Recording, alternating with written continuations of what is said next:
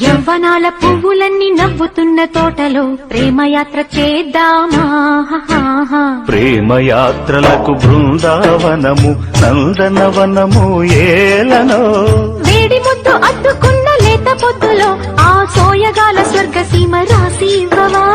కులుకులొలుకు చలి చెంతనుండగా వేరే స్వర్గము ఏలనో. ఆహాహా